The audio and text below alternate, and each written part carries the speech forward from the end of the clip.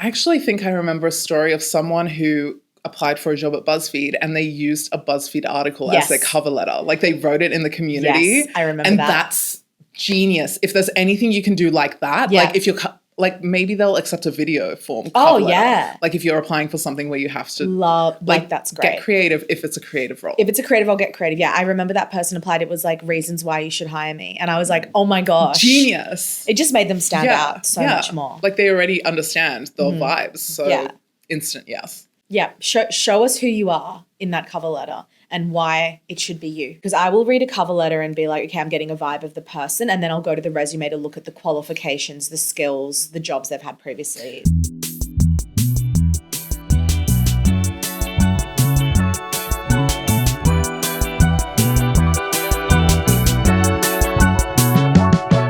You've clocked into Office Hours with work besties Sohan and Hameda, helping you survive and thrive between 9 and 5.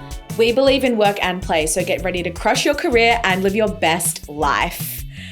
Speaking of crushing your career and living your best life, what's today's episode about, Sohan? We're going to give you guys some tips on getting your first job. So, you know, if you're in uni, if you're, you know, ready to enter the workforce, maybe you've had a gap year for the past 10 years, maybe not 10, maybe 5. Well, even then, this is probably going to be helpful for you. 100%. Between us, we've applied for a lot of jobs. We have. We've done a lot of interviews. Yes. I've even, given a lot of interviews. That's true. I've been the one to hire. So I've got the hacks. These are going to help you guys for sure. Hameda, what was your first industry job and how did you get it? My first industry job was BuzzFeed. Oh my. So I'm still here 7 years later. I got it because I applied, I didn't care about getting rejected. I was like, I'm just going to keep applying and see what happens. And then eventually I applied for a job that it was outside of what I actually wanted to do at the company, just because I wanted to work at the company. And now I'm here 7 years later. And that's like, we're going to talk about this in the episode, but like getting your foot in the door, like even if it's not the job you want, like if you want to work at the company, just get in there. Stick it in. Yeah. I've got big feet, so it helps. What about you? What was your first? My first job was like a casual job while I was at uni, and it was for a company that owned like a few of the major radio stations in Australia. So it was like, a casual job 2 days a week.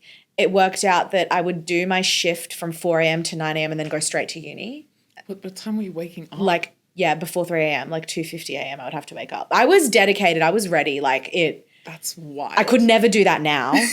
Let me tell you that. But back then I was just full of energy and drive.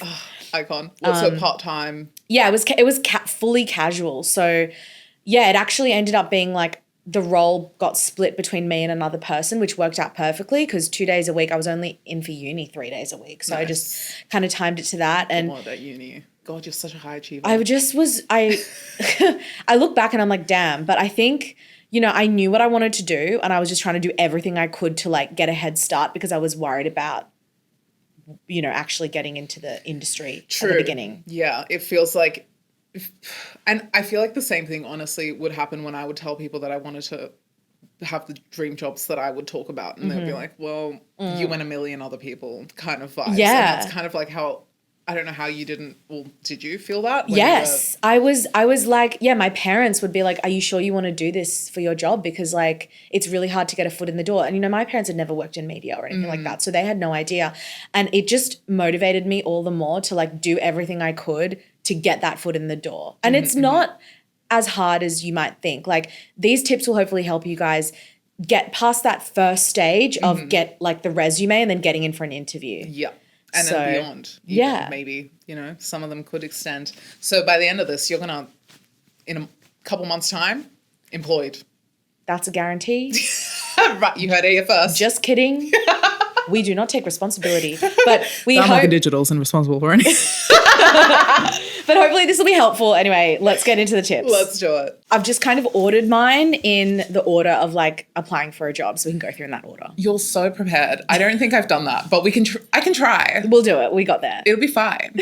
I'm excited. Me too. Guys, first jobs are so exciting. My first tip before you apply, before you're even thinking about applying, is to create your own experience. Because that will really help you stand out on an application, like compared to other people who may have more experience than you. And this doesn't mean like try and get a job to get experience either. Yeah. It means like, you know, I think it's also easier in creative industries because you can easily just jump on TikTok and start making content. Yes, but then again, I feel like you can still show experience through content if the job itself isn't within the realm of content. Oh, yeah. So if you're like looking to, like, maybe you're finishing up your degree in like medical research, or I don't know if you're going to be listening to this if you're doing medical research, but like then if you start creating content about medical research, even though it's not necessarily specific experience in the field, practical experience wise, it'll still showcase your knowledge, and it almost can act like, what is like an alternate for actual real world experience? Because you're demonstrating your knowledge. Exactly. Proactively. Yeah. Is like sharing it with people. If it's not TikTok, it could even just be like create your own blog, start writing. Substack, guys, get on it. Substack. Even BuzzFeed has the community page. True. If you want to be published on BuzzFeed.com, the community page is a great day to do it. A great day. A great way to do it. Yeah. So yeah, whatever your experience is, just create it, volunteer. Like even if it's not within the field that you're applying, like take a volunteer, like some volunteer work. Because you can flip that. Yeah. You can be like, I've worked with people. Yes. And so many jobs require you to work with people. If you don't require to work with people, volunteer in a situation where you're not talking to people, and then you can talk about how you had to organize a whole filing system because you were like it could be anything. And even I think, for your first job, like I don't think recruiters are looking for like heaps of experience, but what they will be looking for is life experience, I would say. Like it just helps. Or even like, yeah, you're right. Because even if you take a gap year and you're actually going out and doing things, like that could be the experience because you're someone who will go out and like actively do things to better your mind, better yourself, better your body, better your everything. Yeah. So create your own experience. Don't go in with nothing. Like come a bit prepared. It will just help you stand out in that first stage where people are glancing at your resume. So yeah. Make you a little interesting. Yeah. I love it. Did you do that? Yeah. Yeah, you did actually. I had a radio show. You're right. I was 10 years old, which was funny because when I started that, I did not know that I wanted to do that for a job. But then I was like, wait, this is fun. I want to get paid for this one day. My God. It's amazing that you thought that and you weren't immediately like, okay, but so does everyone else. What do you mean? Like, surely everyone wants to start a radio show. So like, should I be like chasing that dream? Well, it was interesting because it felt so far, like a far away goal. But then, and I remember even my parents being like, are you sure you want to do this for a job? Because it's hard to get into. It's hard to like get into the industry and stuff. And I think that just made me all the more motivated to be like, well, I'm going to throw everything I have at this to do something. Hell yeah. Yeah. Yeah. I think we're very alike in that. Yeah. Especially if someone tells me that I can't do something. It's like, watch me. Can't start a podcast. Watch me. Watch me. Okay. Great one. So good. So true. Definitely do that. My first tip is apply even when you don't feel qualified. It literally doesn't matter. Not only will you get practice in applying for jobs, even if nothing comes to fruition from it, it costs you nothing to apply for a job. Like you got to remember, applying for a house, maybe that's going to cost you some money because, blah, blah, blah. But when you're applying for jobs, it's literally costs you nothing. Just click it. Doesn't matter. Just go for it. Even if you're not qualified for that particular job, they might see your resume and be like, actually, there's a spot that's about to go up. We should ask them about this. Like, it doesn't actually matter. I applied for so many jobs I wasn't qualified for at BuzzFeed.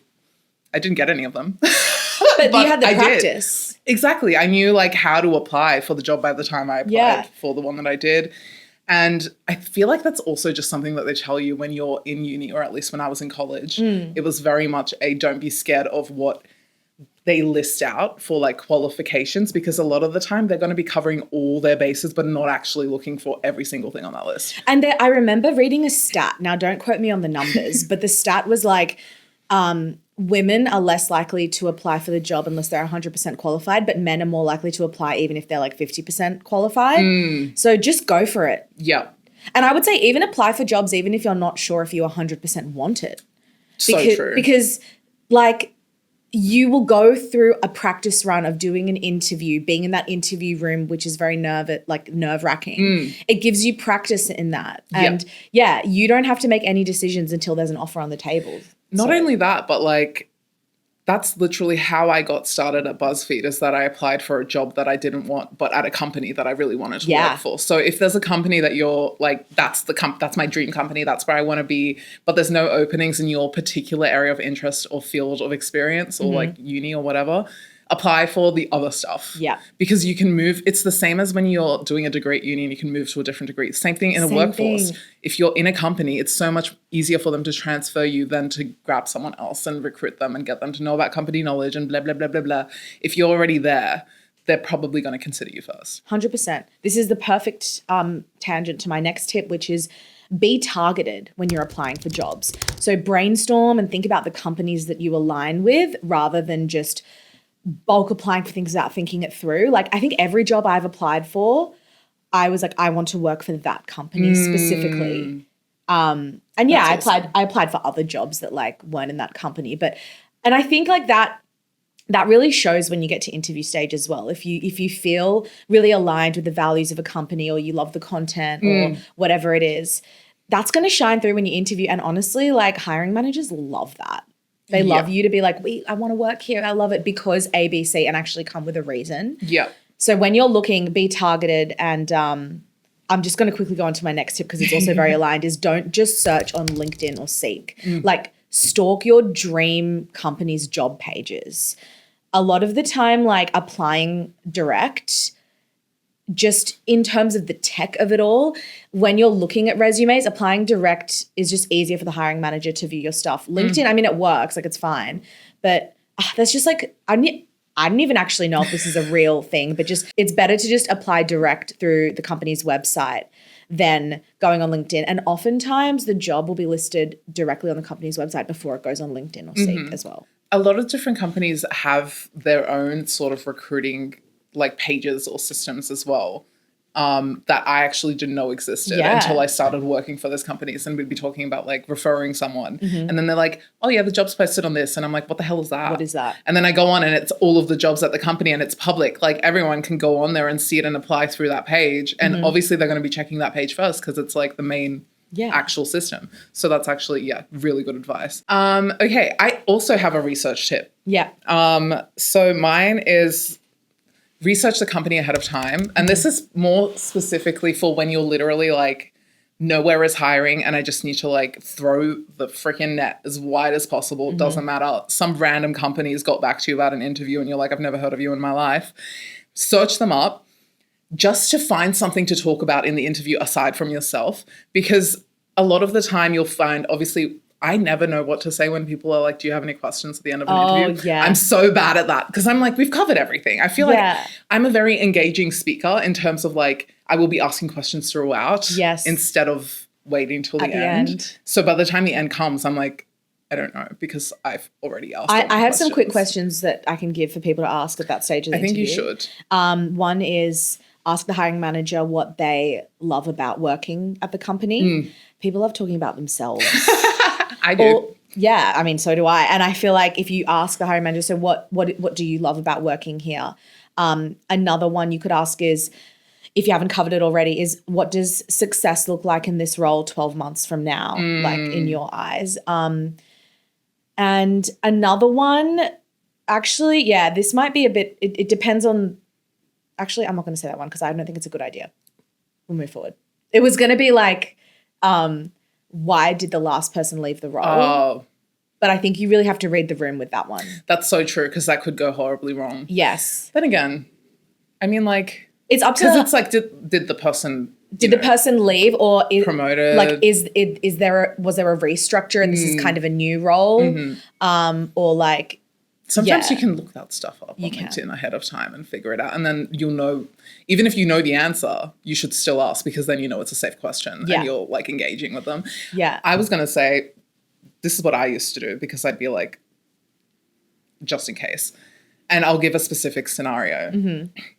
Because one time I did get an interview for I don't even remember what the company was called. It was kind of like a sales situation. Okay. For like a corporate company. Oh my God, and you in another life in sales. Can you imagine? No. I don't know. I feel like I feel like I'm a bit of a chameleon and we'll talk about it more later because I have some tips relating to it. But I researched the company ahead of time because I was like, I don't know anything about these people.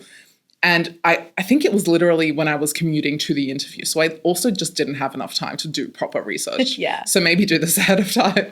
But if you're like nervous on the way and just want something to do, quick Google search. I essentially, the only thing I could figure out that I could talk about was, so picture this. We're at the end of the interview and they're like, oh, so do you have any questions for us? I go, not so much questions. I just wanted to flag something with you guys. And it's that when I Google you, you're not on the first page of Google. So you need to look at your SEO strategy and work all of that out. Oh my God, so smart. Literally, I think I gave them like 2 or 3 tips around that just based on me researching them. I love that so much because when I interview people, one thing I ask them is what's something you would change about what we're currently doing, because it gets them to like, it kind of tests, have they looked at our channels? Do they understand like content and like what tips do they have? And I love that because it shows your expertise and your knowledge. Yeah, exactly. And all it was a Google search and I noticed they weren't on the first page. I was like, great, that's done immediately. I can seem like I know something about something so good without actually knowing anything. I love it. Now and suddenly you're an SEO expert. I got an offer. Oh, so it works. Like find little things you can pick at to talk to them about that's so niche that like it feels like you're actually invested in the company and situation. Such a good tip. I love that. My next tip, this is a big one, you guys, okay? By any means, do not use ChatGPT or AI to write your cover letter or resume. Just don't do it. We can tell. And as soon as I notice that it's being, and we can tell not by the M dashes. It's by. Don't get me started. Don't get me started on the M dashes. Justice for M dashes.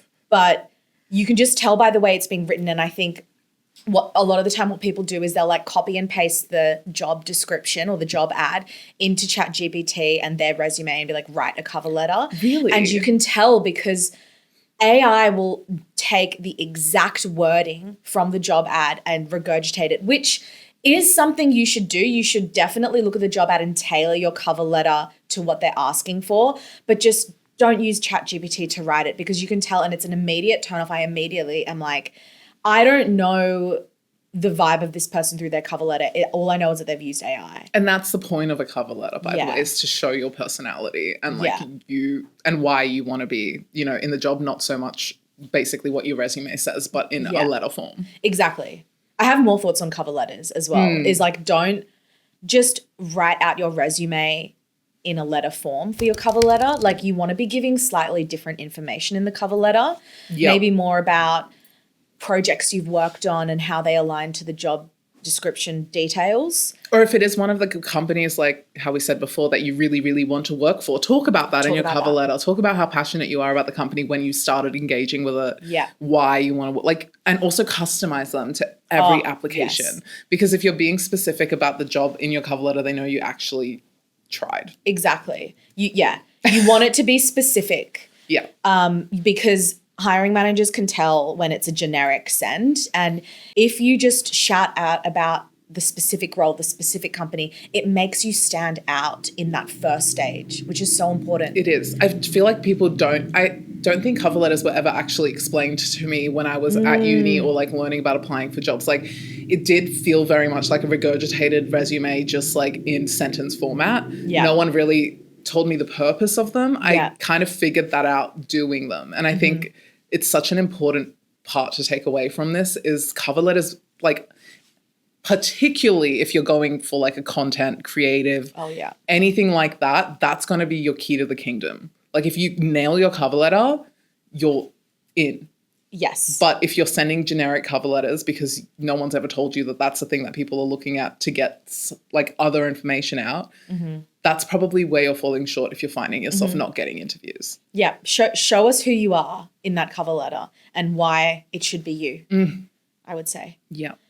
But yeah, very true, because I will read a cover letter and be like, okay, I'm getting a vibe of the person, and then I'll go to the resume to look at the qualifications, the skills, the jobs they've had previously. I actually think I remember a story of someone who applied for a job at BuzzFeed and they used a BuzzFeed article as their cover letter. Like they wrote it in the community. Yes, I remember and that. And that's genius. If there's anything you can do like that, like if you're like maybe they'll accept a video form. Oh, cover letter. yeah. Like if you're applying for something where you have to That's great. get creative if it's a creative role. If it's a creative, I'll get creative. Yeah, I remember that person applied. It was like reasons why you should hire me. And I was like, oh my gosh. Genius. It just made them stand out so much more. Like they already understand the vibes. So instant yes. Well, my next tip is also like related to resume and cover letters. And especially for your first job, resumes should not be longer than 1 page. Do not make it longer than 1 page. For your first job, what are you putting on there? Like it doesn't need to be longer than 1 page. I would even say if it's your second or third job, condense it to 1 page. Or like because I feel like with some jobs and industries, they do require several pages. I think for like teaching, for like stuff like that. But even with that, I would maybe create like your cover page. If it's something where they literally require you to like give them pages and pages, create a cover page with those top hits. Yeah. So that even if they just skim the front, they're interested in learning more. It's not just starting off with like the 50 pages or whatever. Exactly. With just info dumping. Because people who are hiring for a role are sifting through like maybe sometimes hundreds of cover letters and resumes. If it's quick to read and you know, it's sparked enough interest for the hiring manager, you might get an interview and then you can expand on everything in there. Yeah, that's so true because it's the opposite means you won't get an interview. Yeah. Oh, and one more on resumes. I'm just going to chuck this in. Do it. PDF file. I don't want a doc. I don't want a docx. I don't want a Google Doc. You just don't know what like laptop the hiring manager's using it on. Also, when you put it in a document, like the formatting can get all screwed up depending on like what version of Word you're using versus someone else. So PDF, like it's no excuses, guys. Export as a PDF and submit that because it just makes it so much easier. Mm-hmm. It just means that you're proficient as well in using computers, I feel like. It's true. It's unfortunately like a little bit of a red flag when someone submits a resume that's like jumbled up in the formatting. Because I'm like, you should know how to. Especially for something where presentation is like one of the major factors in the job. Exactly. So it makes sense. Yeah. On that, remember that you're selling yourself. So swallow your damn pride. I know we are constantly told to be so humble. This is not the situation for you to be humble. And I had to learn this the hard way because I was told for so long that being humble is what makes you stand out. It is not. No. It is absolutely not. Whoever told you that was the person not being humble and getting all the opportunities. So in your resume, in your cover letter, talk, like you can even embellish. And I don't mean make up lies, even though I love lying. I mean like that small truth, blow it up. Yeah. If you like, for example, you actually started a radio show in high school. Yeah. I attempted to start a magazine in high school, newspaper, because we didn't have a school newspaper. Love. And it like, because I'm an Aries and I love starting projects and never finishing them, obviously nothing happened.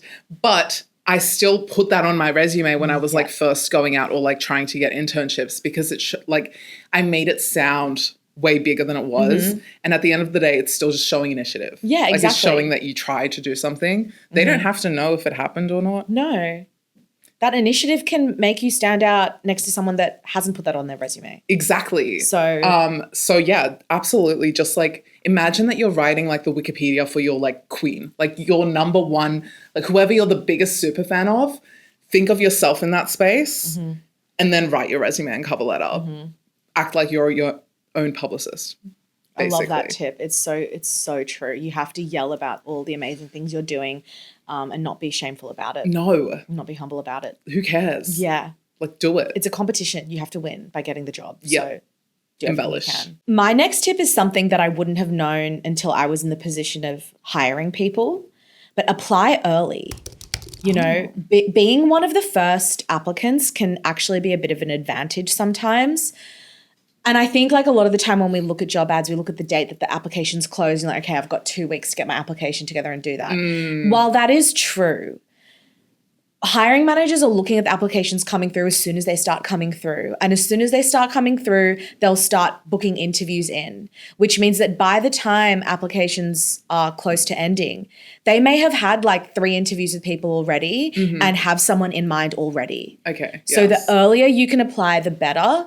It just, you know, and maybe not every company is like that, but, you know, sometimes in these like creative media industries, the pace is going fast and we need someone in the role ASAP. So we're looking at applications ASAP. So don't fall in the trap of looking at the cutoff date and just submitting it on that day, because you might be too late.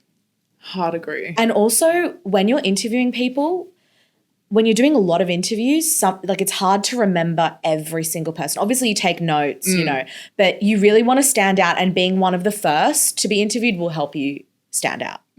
So apply early. I love that. I didn't even think of that. Yeah, I wouldn't have until I was the one actually going through the resumes and booking the interviews. How was that process? Honestly, like the first step where you're going through the resumes is such a tedious task. And that's why, you know, all the other tips about making it one page and everything is so important, because people are having a quick glancing if you tick the initial boxes. And if you stand out in that stage, like, you know, you really are like, they'll remember you. And they'll remember, oh, that was the person that did the cover letter that was like a BuzzFeed article. You know, I'm so excited to chat to them. Yeah. So, yeah, I think you just got to do everything you can to stand out in that first stage, because once you're in the room with someone, once you get that interview, it's a lot easier to, you know, showcase who you are. But that first step is so important. Yeah. Yeah. 100%. Yeah.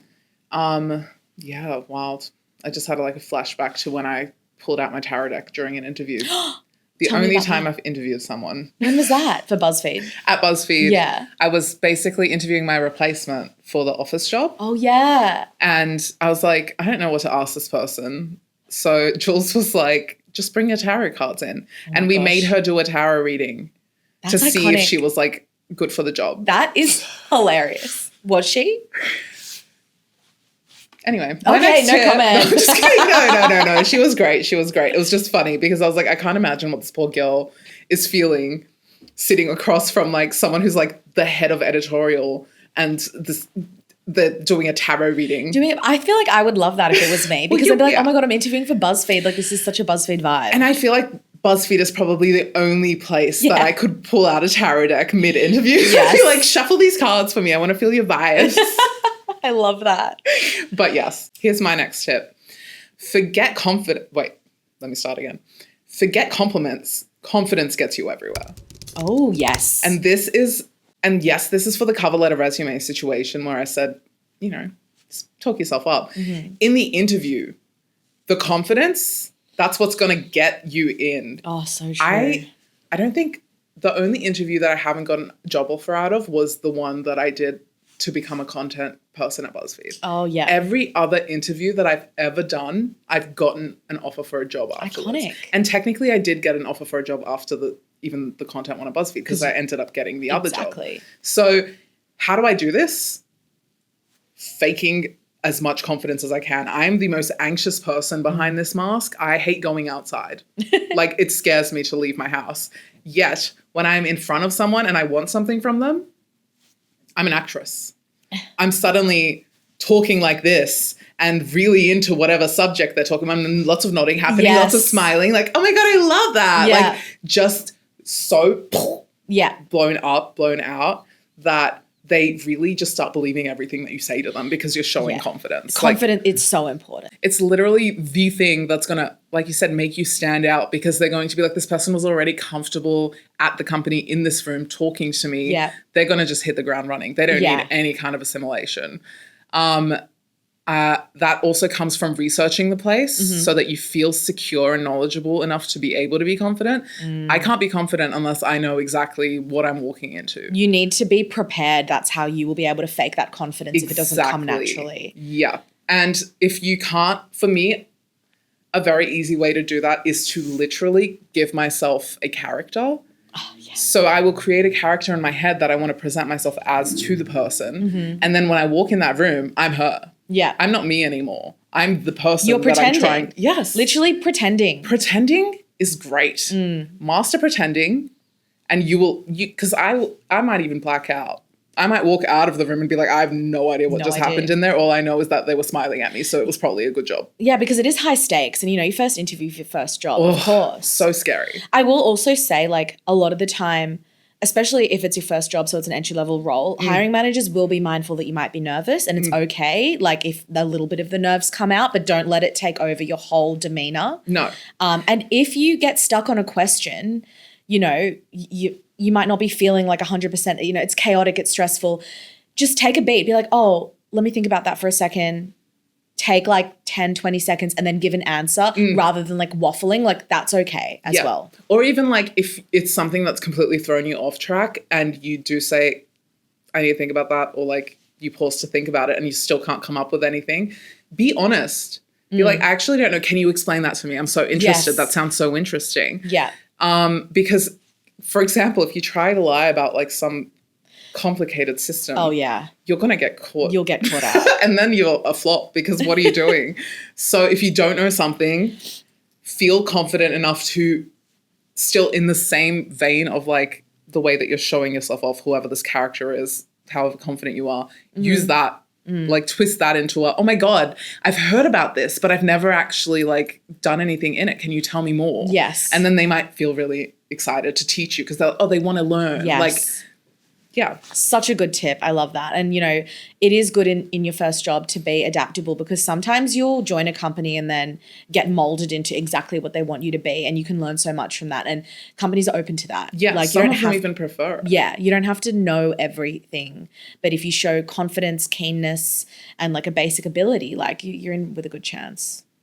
Okay, my next tip, and this definitely depends on the industry, but speaking from, you know, creative media industry perspective, own your digital presence, clean up your socials. Just imagine that your future boss is looking at it and, you know, think about what does it say about you. It doesn't mean you have to turn your Instagram into like a LinkedIn. No. But just be mindful that your boss might be having a little gaze before you come to the interview or after. And anything that you wouldn't want them to see, just maybe get rid of. Or if in doubt, just put your socials on private. Literally. Yeah. Yeah. That was also one of my tips because it's so true. Yeah. If you feel like I'm a little bit hee on my socials and I potentially don't want anyone to see that. Yeah. Maybe you're like super against capitalism and you're applying to like a big capital, like, yes. You know what I mean? Put it on private. Yeah. There's nothing wrong with putting it on private. And if you don't want to do that, then maybe don't apply for that place that's going to like not like what you're posting. Yeah. And like they may not look at it, but they might. They probably will. In this day and age, someone will. Even if it's not the person hiring and the hiring person is like, I'm thinking about offering this person something and that person's like, let me look them up. It might even be, like once they get the job, like your future colleagues might start having a little search because they've just got your name. So. And on that, even if this is your first job, LinkedIn. Update the heck out of your LinkedIn. Make sure that it's polished and perfect. I had to create a LinkedIn when I was in uni. Was that the same for you guys? Can't remember actually. Probably. I know we had to make a Twitter. And the first day we went to uni, they were like, make a Twitter. Really? Yeah. Well, we had like one of our units was just about LinkedIn. That's really good. And that was at college because they were very practical. Love that. But yeah, they told us to make it. They showed us how to. I'm pretty sure if I go on LinkedIn right now and look up any of my past classmates, I could find like a good handful that haven't changed it since they opened that. Yeah. So people are going to look at your LinkedIn. Yeah. Make sure you're keeping it updated. Make sure it's pretty. Make sure it's cute. Make sure your headshot's like not just some random selfie from like 3 years ago. Be authentic, but not the kind of authentic that you're being with your friends on a Friday. Oh, there's a big difference. Yes. Because we love that. We love that part of you for your friends and socialization. In the workplace, authenticity, for me at least, is a value that I like really, really regard highly. But I don't mean that you're just saying the first thing on your mind every time something happens, because that's going to be detrimental to your whole existence. More so just not, I mean, I know I said fake it in the interview, but when you get the job, put that aside. Be yourself. Yeah. Be passionate about what you're passionate about. Be honest when you don't know something, etc. Yeah, I love it. Yeah, and like obviously dial back on the other stuff because also on that, like authenticity is so important. Don't go in an interview and start bad mouthing your old workplace or your old boss or old colleagues. Yes. Like, because that is authentic and, you know, you might feel the need to be like, oh, like I just did not like where I was working and the culture was so bad and, you know, my manager was so awful. Yeah. Like, just don't. Even if it's your first job in the industry that you want, like, and you're bad mouthing some fast food, like even that, all of it counts. There's going to feel like that's just how you look at work and working and your job. And you don't want to give that impression off the bat. You don't. But yeah, authenticity is really important because you don't want to be talking to a robot in an interview. And people relate to authenticity. So beyond you getting the job, people will start gravitating towards you or like asking you to help on things that'll give you more opportunities to do more fun things or like grow your career and your opportunities. Like definitely having that presence and that vibe, it'll make people feel comfortable to want to share with you. Totally.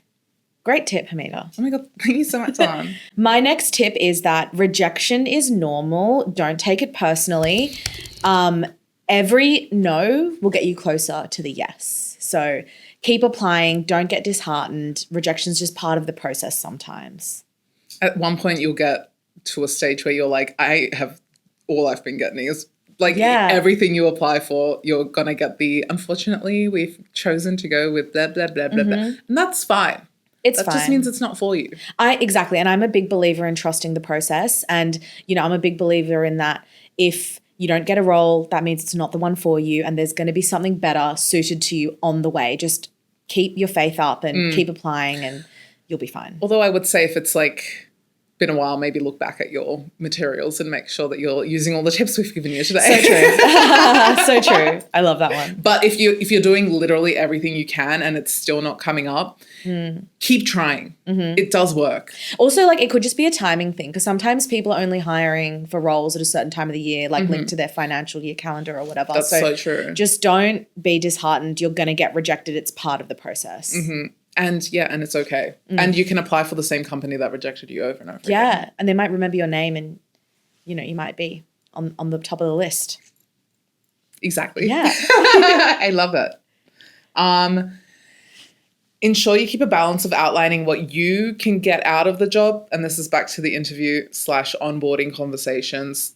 Talk about everything you're excited to learn, everything you're excited to do, but also talk about everything you're excited to implement, everything you're excited to give to the company. Just like we were saying before about the finding, like the question that you asked during interviews, what should we change? Like have that in mind when you are looking for the jobs, when you're considering what companies you want to work for. Think about how you can contribute to their growth because they're going to value that so much and they're going to invest in you. They're going to be loyal to you because they know that you're dedicated to serving like their goals. Their goals, exactly. Yeah. And not just what you can get, your money, 100%. Experience, everything else. That's very real, especially if you're in the creative industry, especially, with like the whole influencer industry as well. Like make sure that you're being loud about what value you're going to bring instead of just, I love that. Yeah. So real. Okay. My next tip is that it's okay not to get your dream job first go. Your first role can sometimes just be about getting your foot in the door, having something to put on your resume for the next one. Yeah. So that's why also when you're applying, apply for adjacent roles, apply for roles in the company you want to work for. It might not be the dream to start with, but you'll probably pick up a lot of valuable skills that will make you ready for your dream job as well. 100%. Yeah. And your dream job could change. So who cares? Just get in there.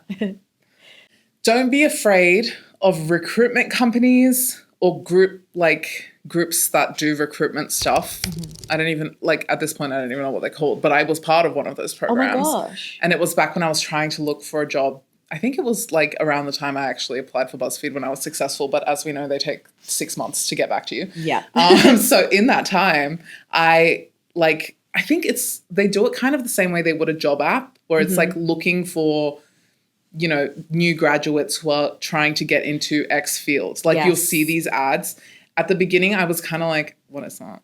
It just felt like, maybe it just felt like asking for help. And I'm deeply against that for some reason. But I did it because I was like, at this point, I'll try anything. And it's a bunch of potential employees. They train you on how to actually do interviews and present yourself. Oh my gosh. And then they literally have people from the industry come in and you give like a presentation to them, and if they like you, they will ask you to come in for like a random interview for like. That's awesome. It's literally great, and there's so many of them happening, and people like, I don't know. I've never heard of this before. Well, this is great then. I'm love glad I'm sharing. I didn't know either before. Yeah. I don't know what I was thinking that I had like an idea. I didn't think that it was such a straight pathway to employment. I thought maybe it was just like a sort of, you show up, you give them your thing, and then they help you find a job and apply for jobs. But it was very much you've got an opportunity today to get an interview. So wow, that's great because you're in a group setting. So if you don't feel confident one-on-one and you feel more confident in like a classroom situation because you're used to that, that's a great way for you to be able to be in your like comfort zone and give a good impression to potential employers. Stunning. Yes. And it's all experience as well. Like, even if it doesn't give you a direct path to employment, like, just soak up everything you can when you're in those early stages, because it all really helps. Yes, I will. Yes, I did get an interview. This whole episode is just me talking myself up. Which was my first tip. Yeah, exactly.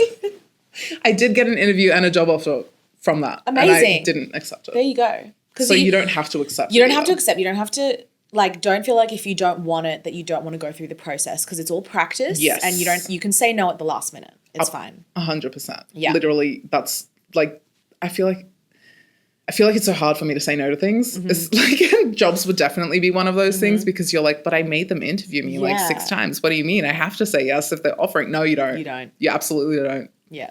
They can, they'll be fine. They'll find someone else. Yeah. Okay, I've got my last tip. Cold email with purpose. Keep it short, respectful, and clear about why you're reaching out. And this comes from personal experience. The jobs that I've got in the industry, but all started with a cold email or a cold letter that I sent. That's amazing. Especially in those early stages. Like, if you have no experience and you're young and you're keen and you want to get in, what have you got to lose? That's so cool. Just I cold wish I had email. done that. I wish I had that advice. Like, when I was looking for work, I would immediately just start emailing Just start everyone. emailing people. Do a LinkedIn stalk. Like, find their names, find their email address, like, format, and just email them with your resume. Also, because a lot of companies don't advertise the jobs that they're hiring for. They may just be like, oh, there's a role, we're going to take someone internally. Or all the people will know that it's potentially being posted in the future before you will know. Exactly. And then, it's even just like a name recognition thing. Like, it can be so subconscious, but cold email, get your name in front of them, get your resume in front of them. And then if you do apply for a job like 2 months down the track, you might already be in the system. The hiring manager might be like, oh, I think like I remember this person. It just gives you a leg up and you have nothing to lose. So just go for it. That's iconic. And I'm obsessed. And I will be emailing my... You're leaving the job, are you? You're going to cold email for other opportunities, I don't know. If Taylor Swift's calling, well, I might want to send her a cold email. Yeah, so working for Taylor Swift is when you would leave. For me, it's working for NASA. Oh my God, I love that. Oh my God, NASA and Taylor. NASA and Taylor. Swift. Collab and take us both. Yeah. That's a joke. Space tourism sponsored by Swift. Anyway. Well, hopefully that was useful, you guys. Listen, it was useful for me. I love that. It was useful for me too. I'm all ready to apply for another job. Just kidding. I'm not. That was the purpose of this whole episode. We're both looking no. Well, thanks for tuning in, you guys. We'll see you next time. Bye. Bye. Office Hours with Sohan and Hameda is a Val Morgan Digital production and part of the BuzzFeed Australia network. Have a question or topic you want us to cover, or a workplace dilemma you want us to unpack? Send us a DM on Instagram at officehoursbf, or drop us an email on officehours@valmorgan.com.au. For more, follow us on Instagram and TikTok at officehoursbf. You can follow Sohan on socials at Sohan Judge, and follow Hameda on socials at It's Hameda. Our music is by Jasic. Make sure to hit subscribe or follow so you don't miss an episode. And if you like what you hear, please rate us 5 stars and tell your friends to clock in.